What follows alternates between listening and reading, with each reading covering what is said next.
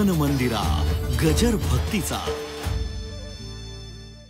खरा तो एकची धर्म। पूर्वी प्रार्थना व्हायच्या, वातावरण हे मंगलमय असायचं, पवित्र असायचं। शाळा म्हणजे विद्यार्थ्यांना मंदिर वाटायचं। आज प्रार्थना राहिल्या नाहीत, प्रेम मात्र चालते। विनंती असेल माझी आपल्याला, आपली पोरं कॉन्व्हेंट स्कूलला जरूर टाका, पण घरी आल्याच्या नंतर आपला मुलगा तुळशी सवळ केल्याच्या नंतर रात्री संध्याकाळच्या समयात शुभम करोती म्हणतंय का नाही हे पाहण्याची जबाबदारी तुमची।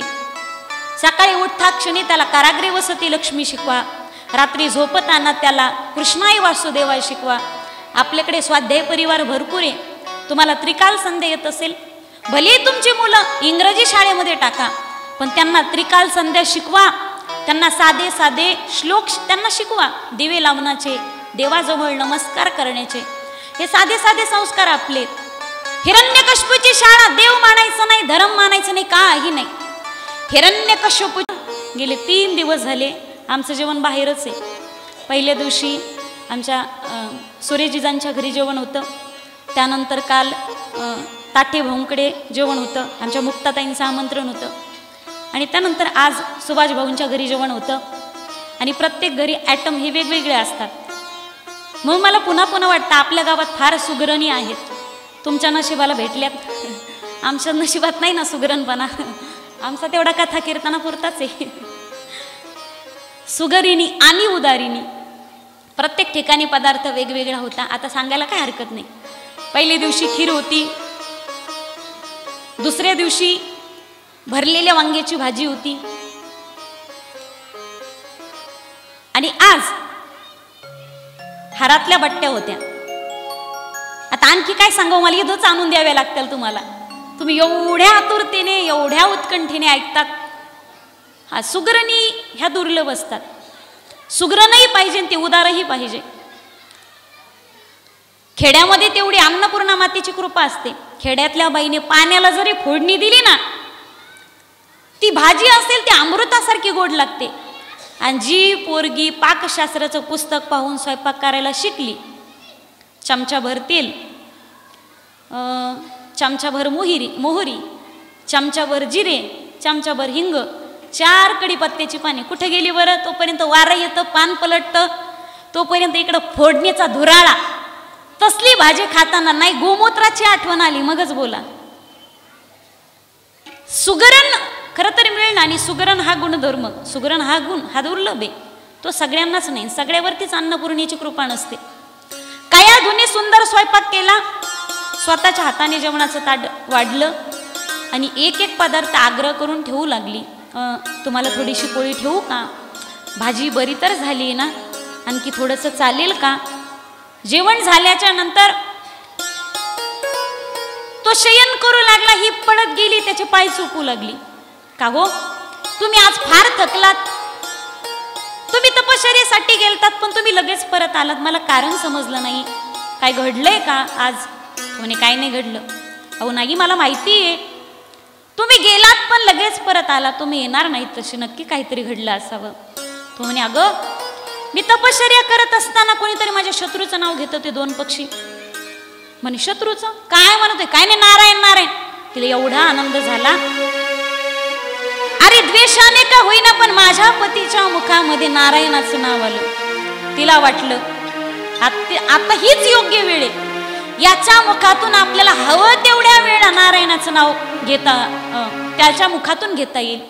ती म्हणे का हो, मला लक्षातच नाही राहिलं, तो ते पक्षी काय म्हणत होते? काय नाही, तुला सांगितलं ना नारायण नारायण म्हणत होते। थोड्या वेळाने आणखी, अहो ते पक्षी, अरे तुला सांगितलं ना किती वेळा नारायण नारायण म्हणत होते। अहो ते पक्षी नारायण नारायण म्हणत होते, ते पक्षी नारायण नारायण म्हणत होते, नारायण नारायण म्हणत होते। 108 वेळा त्याच्या मुखातून नाव वधून घेतलं, कर्मधर्म संयोगाने दोघांचा समागम झाला, गर्भस्थापना झाली। त्याच्या मनामध्ये नारायण द्वेषाने होता, हिच्या मनामध्ये नारायण भक्तीने होता, आणि ज्यावेळी दोघांच्या मनामध्ये तो नारायण होता, संकल्प चांगला होता, गर्भधारणा झाली। नावा आपल्या मनामध्ये तो असेल, ध्यानामध्ये तो असेल, तर त्याचा भक्त का जन्म येणार नाही? आपल्या हिंदू संस्कृतीने भोगाला सुद्धा त्यागाच्या दृष्टीने स्वीकारायला सांगितलं.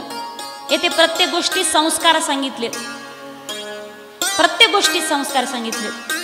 गर्भस्थापना झाली आणि दुसऱ्या दिवशी हिरण्यकश्यपू पर्वतावरती तपश्चर्येसाठी निघून गेला. 1000 वर्ष याने तपश्चर्या केली. इकडे मध्येच कयादू गर्भवती असताना तिकडे हिरण्यकश्यपूची तपश्चर्या चालली.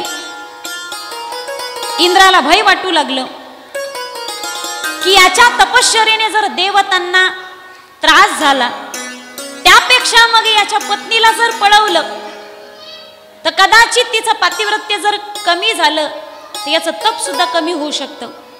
ज्यावेळी कयादूला आकाश मार्गाने नेऊ लागला, नारदांनी पाहिलं. नारदांना राग आला. म्हणे, इंद्रा, अरे भगवंताचा भक्त हिच्या उदरामध्ये वाढतो, लाज नाही वाटत तुला देवाच्या भक्ताच्या आईला हात लावायला? सोड येतं तिला. कयादूला घेऊन स्वतःच्या आश्रमामध्ये आले आणि आश्रमामध्ये नारदांच्या सानिध्यामध्ये एक एक संस्कार आध्यात्मिकतेचा कयादूच्या गर्भावरती होऊ लागला. कारण आज विज्ञानाने सुद्धा मान्य केलंय, सत्वर उच्चार प्रल्हादी बिंबला उद्धवा लाधला कृष्णदाता. आईच्या गर्भामध्ये असणारा प्रत्येक जीव आपल्या आईचा आवाज 5व्या महिन्यापासून ऐकतो. हे वारकरी संप्रदायाने हजारो वर्षापूर्वी सांगितले, विज्ञानाने ते आज मान्य केले. म्हणून गर्भावरती गर्भसंस्कार चांगले व्हावेत. गर्भावस्थेने मध्ये माताने आध्यात्मिक पुस्तकांचं, आध्यात्मिक ग्रंथांचं, तिनं कथा अनेक वेगवेगळ्या श्रवण महापुरुषांच्या का कराव्यात? त्याच्या पाठीमागचं कारण आहे. आल्यानंतर तर त्याच्यावरती संस्कार दिले जातात, पण गर्भावरती सुद्धा त्याच्यावरती संस्कार का द्यावेत? अर्धा पुरुष हा गर्भामधूनच सुसंस्कृत होऊन येत असतो. जगामध्ये केले जातात ते संस्कार वेगळे असतील. महापुरुषांवरती जे जे संस्कार झालेत ते गर्भातच झालेत. आऊसाहेब जिजाऊंनी छत्रपतींवरती जे संस्कार केलेत ते गर्भापासून संस्कार केलेत, पाळण्यापासून संस्कार केलेत. गर्भामध्ये संस्कार झाले तर त्याचे डोहाळे मातेला लागतात की आतमध्ये असणारा गर्भ हा कुठल्या वृत्तीचा आहे, कुठल्या टाईपचा आहे. ज्यावेळी आऊसाहेबांना डोहाळे लागले ना, 3 महिन्याच्या गर्भवती होत्या शिवनेरी गडावर. त्यावेळी गडकऱ्यांच्या धर्मपत्नीने आऊसाहेबांना विचारलं, आऊसाहेब, या अवस्थेमध्ये प्रत्येक माऊलीला काही ना काहीतरी करावंसं वाटतं, खावंसं वाटतं, तुम्हाला वाटत नाही का? महाराष्ट्रावरती होणारी यवनाची कारकीर्द आणि मराठ्यांच्या माय बहिणींची लुटली जाणारी इज्जत, त्याचे मराठ्यांना भोगावी लागणारे दुष्परिणाम, या प्रत्येक गोष्टीची ज्यावेळी माऊसाहेबांच्या मनावरती प्रत्येक गोष्ट ठसत होती त्यावेळी त्यांना डोहाळ्याची काही चिंता नव्हती.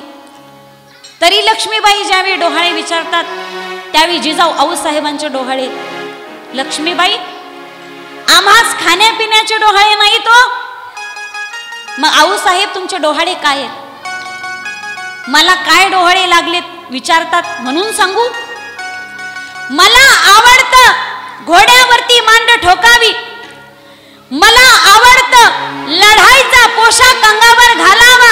लक्ष्मीबाई, मला आवडतं डोक्यात जिरेटोप ठेवावा, कमरेला शेला बांधावा, हातामध्ये तलवार घ्यावी आणि तलवार म्यान करावी. अरे आपल्या समोर उचलून नेऊ आपल्या माय मावल्यावरती अत्याचार केले जातात ना, त्या हैवानाचं शिरधडा वेगळं करावं. गो ब्राह्मण प्रतिपालक हिंदवी स्वराज्य आम्ही निर्माण करावं. अरे काय डोहाळे, आज डोहाळे लागतात. कोणाला मातीच खावीशी वाटते, कोणाला रॉकेलच प्यावंसं वाटतं, काहींना चिमणीचा गू खावासा वाटतो. अरे ढेकळं माती, हे काय डोहाळे आहेत का? प्रल्हादजी गर्भामध्ये असताना एक एक भक्तीचा संस्कार नारदांच्या आश्रमामध्ये होऊ लागला. शेवटी पुत्र जन्मास आला. इकडे हिरण्यकश्यपूची तपश्चर्या पूर्ण झाली. ब्रह्मदेव प्रसन्न झाले. बोल, काय वरदान पाहिजे तुला? वरम ब्रूयात वर माघा म्हणे ब्रह्मदेव प्रसन्न झाला, ती एक काम करा, मला आमरच करून टाका. ब्रह्मदेव चारी तोंडाने हसू लागले, म्हणे आमर मीच नाही, तुला कसा करू, मला मारायचंय. तो पुनरावृत्तीची आमापाशी गजाहला, मला मारायचंय, तुला अमर कसं करू. त्यावेळी तो म्हणे मग असं करा, मला नराकडून मरण नको, मला वानराकडून मरण नको, मला देवाकडून मरण नको, मला दानवाकडून मरण नको, मला दिवसा मरण नको, रात्री मरण नको, मला घरात मरण नको, मला दारात मरण नको, मला आकाशात मरण नको, मला पृथ्वीवरती मरण नको, 12 महिन्यातल्या कुठल्याच महिन्यात मला मरण नको. एवढ्या सगळ्या त्याच्या वरांना ब्रह्मदेव तथास्तु तथास्तु तथास्तु तथास्तु तथास्तु तथास्तु, आणि तो वर प्राप्त करून त्याला असं वाटायचं की मी आता अमरच झालो. नगरामध्ये आला, जिकडे तिकडे त्याने यज्ञ असतील यज्ञ बंद पाडले, कोणालाही भगवंताचं नाव घेऊ देईना. वर प्राप्त करून एवढा उन्मत्त झाला होता. गाय आणि ब्राह्मण दिसेल तर गो हत्या करू लागला, ब्रह्म हत्या करू लागला. ज्यावेळी नारद महर्षी कयादूला घेऊन प्रल्हादाई सहित नगरामध्ये आले, पुत्राचं मुख पाहिल्यानंतर त्याला आनंद झाला. हे 4 भावंड होते, लाद, अनुल्लाद, सल्लाद आणि प्रल्हाद. हे सनकादिकांचे 4 अवतार, 4 सनकादिकांचे हे 4ही भावंड अवतार. ज्यावेळी प्रल्हादजींना शाळेत घालायचंय त्यावेळी शाळा सुद्धा असुरांच्या, त्या असुरांच्या शाळेमध्ये प्रार्थना करायची नाही, पोरींनी कानामध्ये कानातले घालायचे नाही, गळ्यामध्ये काहीच घालायचं नाही, पायामध्ये पैंजण घालायची नाहीत. आता तथाकथित सेक्युरिझम अवतरलाय, शाळेमध्ये प्रार्थना चालत नाही. सर्वात्मका शिवसुंदरा खरा तो एकची धर्म. पूर्वी प्रार्थना व्हायच्या, वातावरण हे मंगलमय असायचं, पवित्र असायचं. शाळा म्हणजे विद्यार्थ्यांना मंदिर वाटायचं. आज प्रार्थना राहिल्या नाहीत, प्रे मात्र चालते. विनंती असेल माझी आपल्याला, आपली पोरं कॉन्व्हेंट स्कूलला जरूर टाका, पण घरी आल्याच्या नंतर आपला मुलगा तुळशी सवळ केल्याच्या नंतर रात्री संध्याकाळच्या समयास शुभम करोती म्हणताय का नाही हे पाहण्याची जबाबदारी तुमची. सकाळी उठता क्षणी त्याला कारागृह वसती लक्ष्मी शिकवा, रात्री झोपताना त्याला कृष्णाई वासुदेवाय शिकवा. आपल्याकडे स्वाध्याय परिवार भरपूर आहे, तुम्हाला त्रिकाल संध्या येत असेल, भले तुमची मुलं इंग्रजी शाळेमध्ये टाका, पण त्यांना त्रिकाल संध्या शिकवा. त्यांना साधे साधे श्लोक त्यांना शिकवा, दिवे लावण्याचे, देवाजवळ नमस्कार करण्याचे, हे साधे साधे संस्कार आपले. हिरण्यकश्यपूची शाळा, देव मानायचं नाही, धर्म मानायचं नाही, काही नाही. हिरण्यकश्यपू म्हणजे बसायला फटफटी, प्यायला हातभट्टी आणि पैशाला सोसायटी. मी सांगतोय तसं करा, तुम्हाला कशाचीच कमतरता नाही. देवाचं नाव घेऊ नका, पण त्याच्याच घरामध्ये भगवत भजन करण्यासाठी उपयुक्त अशा मुळीचा उगम झाला, ते म्हणजे महात्मा प्रल्हादजी. प्रल्हादजी सांगतात, देवाचं नाव घेतल्याशिवाय पाणी सुद्धा प्यायचं नाही. कौमारी आचरित प्राज्ञो धर्माण भागवतानिह दुर्लभम मानुषम जन्मम तदप्यम ध्रुवमर्थदम. मुलांना कुमार अवस्थेपासून माणसाने भगवत भजन केलं पाहिजे.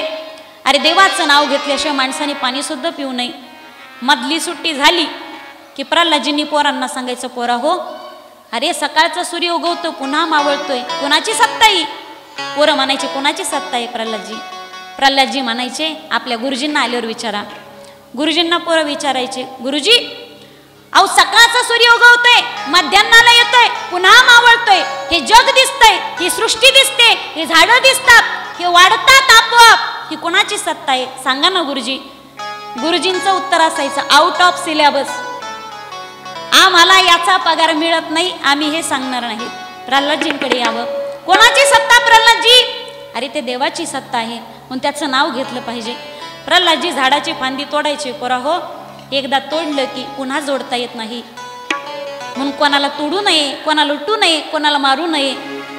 देवाचं नाव घ्यायचा, देवाच्या नामाचा चमत्कार दाखवण्यासाठी प्रल्हादजींनी झाडाची फांदी मोडावी. पोरा हो, आता ही जोडेल का, जुटेल का?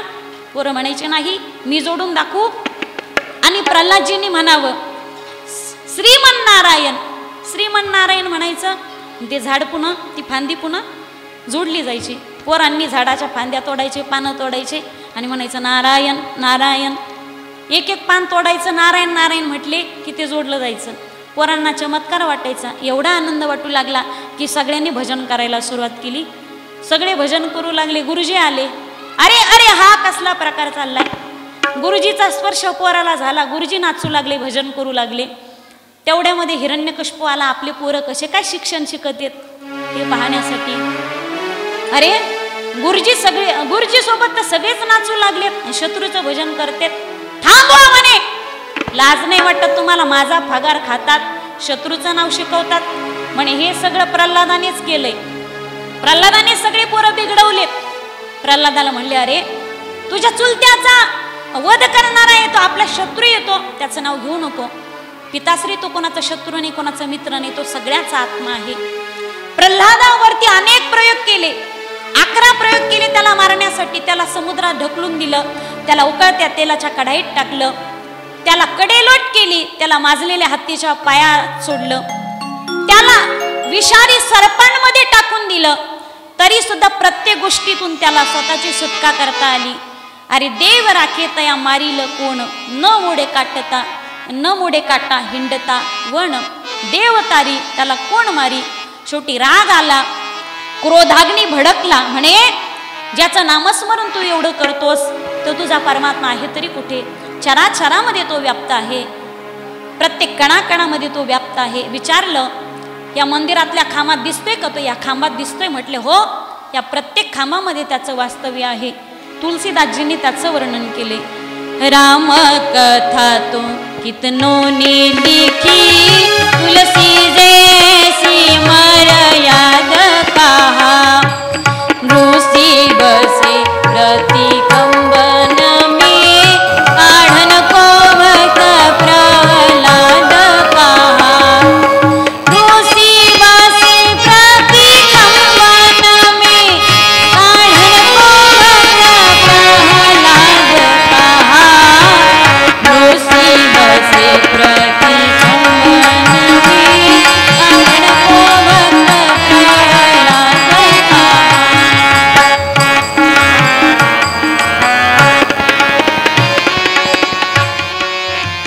तो परमात्मा सर्वव्याप्त आहे. बरं का महिला वर्ग, आजही त्या परमात्म्याला आपल्या या कथेमध्ये प्रगट करायचं असेल तर इथे बसलेल्या प्रत्येक खांबामध्ये आणि खाली असलेल्या मंडपाच्या प्रत्येक खांबामध्ये त्याचं वास्तव्य. आजही आपल्याला त्याला प्रगट करायचं असेल तर प्रगट करता येईल. आपल्याला हिरण्यकश्यपूची गरज नाही. जगामध्ये अनेक भेटतील, पण एखादा भक्त प्रल्हाद पाहिजे ना. विचारलं, तो तुझा परमात्मा म्हणे सगळीकडे आहे. तो नाही ऐसा ठाव, उरलासे कवण, सर्वत्र संपूर्ण गगन जैसे. इरू म्हणे काष्टी पाषाणी सकळ, आहे वनमाळी जेथे तेथे. तो परमात्मा सर्व व्यापक आहे. या मंदिरात या प्रत्येक खांबामध्ये त्याचं वास्तव्य आहे. म्हणे ह्या खांबामध्ये आहे का? म्हणे हो, ह्याही खांबामध्ये आहे तो. म्हणे मग मारू का लाथ? शुष्क काष्ट गुरगुरी. परमात्मा आतमध्ये फक्त वाट पाहत होती, याने लात मारतोय कधी मी प्रगट होतोय, कधी हुर्र हुर्र असा आवाज येऊ लागला. म्हणे ह्या खांबामध्ये म्हटले हो, दुष्ट दुर्जनाने धाडकन लात मारली. स्तंभावरी लात मारिली दुर्जने, स्तंभी नारावरी नारायण प्रगटला. खांबावरी लात मारिली दुर्जने, दुष्टाने लात मारली. कडकड कडकड आवाज झाला आणि खांबातून नरसिंह भगवान प्रगट झाले. नरसिंह भगवान गुर्र गुर्र करू लागले. हिरण्यकश्यपूला आपल्या चपेटा मारून घायाळ केलं. अर्धा सूर्य मध्यान्नाला गेलेला होता, संध्याकाळ झालेली होती. अर्धा सूर्य आत आहे, अर्धा सूर्य बाहेर आहे. संध्याकाळचा समय आहे. प्रथम चपेटा मारून त्याला घायाळ केलं. असा पशुसारखा उचलला, दाराच्या उंबरट्यावरती बसले, स्वतःच्या मांडीवरती त्याला घेतलं आणि आपली नख त्याला दाखवली. म्हणे सांग दुष्टा, आता रात्र आहे की दिवस आहे? त्याने सांगितलं संध्याकाळ आहे. सांग तू आकाशात आहे की पृथ्वीवर आहेस? म्हणे तुमच्या मांडीवरती आहे. सांग मी नर आहे की वानर आहे, देव आहे की नरसिंह आहात. सांग 12 महिन्यातील कोणता महिना आहे? म्हणे 12 महिन्यातला कुठलाच महिना नाही, 13वा महिना अधिक मास आहे.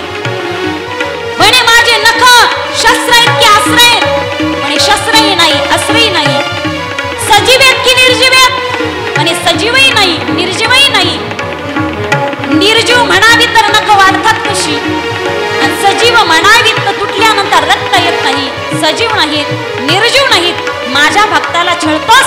नका अशी धरली, पोटामध्ये खुपसली, आतडी बाहेर काढली, आतडी आपल्या गळ्यामध्ये घातली, आणखी आणखी त्याच्या पोटामध्ये पाहतायत.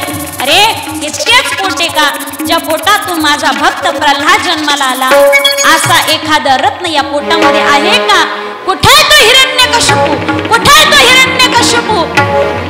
एवढे क्रोधाने भडकले, त्याच्याच पोटामध्ये त्याला शोधतायत. कुठे तो हिरण्यकशिपू? हिरण्यकशिपूचं पोट फाडलं, ऑपरेशनच करून टाकलं, फक्त शिवून घेतलं नाही. ऑपरेशनची संकल्पना तेव्हापासून आली, त्याला फेकून दिलं. क्रोधाग्नी संपूर्ण आता सृष्टीला या त्रिभुवनाला वणवा लागतो की काय? सगळ्या देवांना चिंता वाटू लागली. सगळे देव भयभीत झाले. सगळे म्हणतायत की गणपती बाप्पा, वक्रतुंड महाकाय सूर्यकोटी समप्रभ निर्विघ्नं कुरु मे देव सर्व कार्येषु सर्वदा. गणपती बाप्पा जा, विघ्नहर्ता देवता आहात तुम्ही. आता जगावरती विघ्न आलंय, त्रैलोक्यावरती विघ्न आलंय, त्या विघ्नाचा तुम्ही नाश करा आणि देवाचा क्रोधाग्नी, देवाचा क्रोध कमी करा. गणपती बाप्पा म्हणे बाबा आपण नाही जात. भगवान शिवजीला म्हणतात की शिवजी तुम्ही प्रलय करणारे देवता आहात, परमात्मा तुमचं ऐकतील, त्यांची जाऊन विनवणी करा. शिवजी म्हणतात जरी मी प्रलयाची देवता असेल, पण आता माझा प्रलय होतो की काय याची मला भीती वाटते. देवाचा क्रोधाग्नी खूप भडकलाय. मग सगळे म्हणे माणूस कितीही भडकला, किती वाघ झाला, तर घरी गेल्याच्या नंतर बायको समोर तो म्याऊ, बायको समोर तो आईस्क्रीम होतो. आईस्क्रीम म्हणे बायकोला पाठवा. लक्ष्मी माता म्हणे हो जाते ना मी. अहो त्यांचा राग शांत करणं म्हणजे माझ्या डाव्या हाताचा मळ धुतल्यासारखे, डावा हात धुतल्यासारखं. आत्ता जाते. लक्ष्मी माता पैठणी नाकातनं हलवत हलवत निघाले. देव म्हणे जराशी अवसानं ती समोर, अशी जवळ येऊ दिली, अवसानात येऊ दिली. देवाने आक्रोश केला, टाहो फोडतात. लक्ष्मी माता अशी पळाली, अजून परत आली नाही. म्हणे नाही बाई हे आमचे कदाचित नसावेत, हे आमचे असे दिसतच नाही, हे आमचे नाहीतच. मग एकाने गुरु किल्ली काढली. म्हणे ज्याच्यासाठी अवतार घेतलाय ना त्या भक्त प्रल्हादास पाठवा की. जगलं तर जगलं, मेलं तर मेलं. आजही आपल्याकडे मंदिराचं करायचं असेल ना तर असा नियम आहे, जो व्यक्ती कळस बसवतो त्याच्या वंशाला, त्याचा वंश विस्तार होत नाही, त्याच्या कुळाला कुळदीपक राहत नाही. मग लोकांनी आता शक्कल लढवली, संन्याशाच्या हाताने कलशारोहण करायचं. पण ते संन्याशी, कारण लोकांना माहितीये यांच्या काय मागं न पुढं वसाई विरड चटमिले तर पुण्यतिथी करता येईल. पण ते संन्याशी मोठे बहादर निघले. संन्याशी हुशार आहेत, ते कळसाला खालीच हात लावते, तुमच्याच पोरवर चढवा. एकाने सांगितलं त्या प्रल्हादालाच पाठवा. जगला तर जगला ना वाचला तर वाचला. प्रल्हाद गेले, परमात्म्याच्या पायाला हात लावला, कोण आहे पाहिलं. आनंद झाला. प्रल्हादाला उचलून घेतलं कडेवरती, परमात्मा नाचायला लागले. नाम प्रल्हाद उच्चारी तया सोडवी नरहरी. अरे उचलून घेतला कडेवरी, भक्त सुखे निमाला. परमात्मा शांत झाले, त्याची माया करू लागले, त्याचं अंग चाटू लागले. पहा तुम्ही ज्यावेळी गायीच्या जवळ जाल ना त्यावेळी तो तुमच्या अंगाला अंग घासेल, तुमचं अंग ती जिभेनं चाटेल. कारण प्राण्याची प्रेम करण्याची पद्धती असते, त्या अंगाला अंग चोळतं, आपलं अंग चाटतं. नरसिंह अवतारामध्ये आहेत परमात्मा, सिंह मुखाचा आहे. अंग चाटू लागले प्रल्हादाचं. प्रल्हादा रडू लागले, मी यायला खूप वेळ केला नाही का? नाही देवा, अरे माझी भक्ती करत असताना तुला किती दुःखांना सामोरं जावं लागलं, तुझ्यावरती मरणासन्न प्रयोग झाले, मला क्षमा कर प्रल्हादा. त्यावेळी प्रल्हाद म्हणतात देवा अहो तुम्ही का क्षमा मागतात? भक्ताचं कर्तव्य नाही का हे? प्रल्हादा आज मी तुझ्यावरती खूप प्रसन्न आहे, बोल तुला काय देऊ.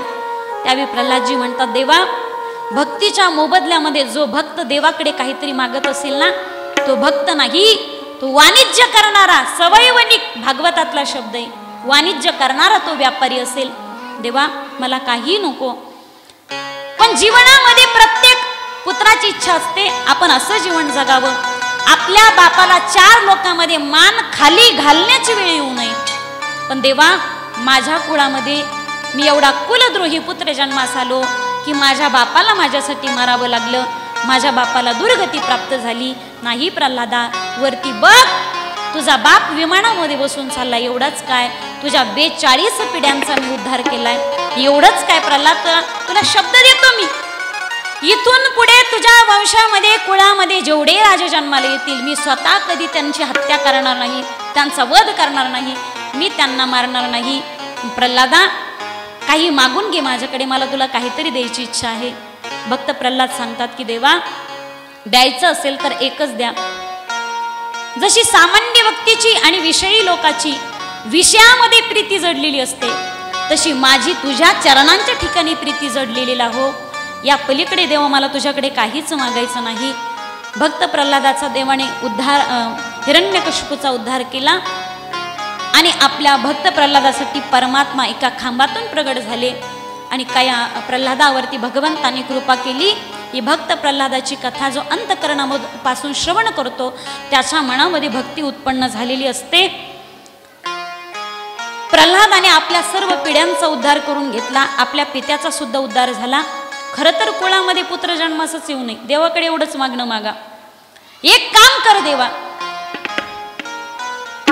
देवाला मागणं मागायचं ते एक मागा, देवा एक तर मला मुलगा देऊच नको, दिला तर तो भक्त किंवा पराक्रमी या वर्गातील असावा, तो धनवान नसला तरी चालेल, पण माझा मुलगा मला विद्वान पाहिजे, असं देवाकडे प्रार्थना करत जा. ठाकुर जी पहली बार अगर मुझे पुत्र देना हो, मुझे पुत्र ऐसा दीजिए कि जो पुत्र विद्वान हो, जो पुत्र धनवान न हो, क्योंकि धनवान के द्वार नहीं खड़ा रहता विद्वान, धनवान के द्वार खड़ा नहीं रहता विद्वान, लेकिन विद्वान के चरणों में खड़ा रहता है दुनिया का सबसे बड़ा धनवान. इसलिए मुझे बेटा देना विद्वान. जगामध्ये जर तुम्ही विद्वान पुत्राला जन्म घालत असाल तर हजारो लोक त्याच्या चरणाशी झुकलेले असतील, आणि धनवान असेल त्याच्याकडे विद्वत्ता नसेल तर त्याला दुसऱ्याच्या समोर झुकावं लागेल. पुत्र व्हावा ऐसा गुंडा ज्याचा तिन्ही लोकी, पुत्र व्हावा ऐसा गुंडा ज्याच्या हातात हिरो होंडा, आई बापाच्या डोक्यावर धोंडा आणि बायकोचा गोळी तो, एकच चंद्र तमहंते नच तारा शचन्नते, पुरी एकची माया पुत्र पोटी, हरिस्मरता उद्धरे कुळे कोटी, धन्यवंशी जन्मला भगीरथ, गंगा अणोनी पूर्वज केले मुक्त. आज भक्त प्रल्हादाच्या चरित्रापर्यंतचा कथाभाग श्रवण केला.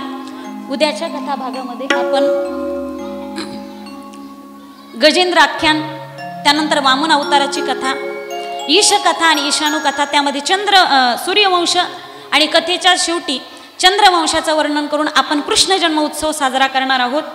सर्वांना माझी विनंती असेल, उद्या येत असताना प्रथम सर्व श्रोतृवृंदांसाठी सूचना असेल, उद्या कथेला येत असताना भगवंताचा जन्म आहे, जन्म करायचा आहे म्हणून उद्या सुंठवडा घरून घेऊन या.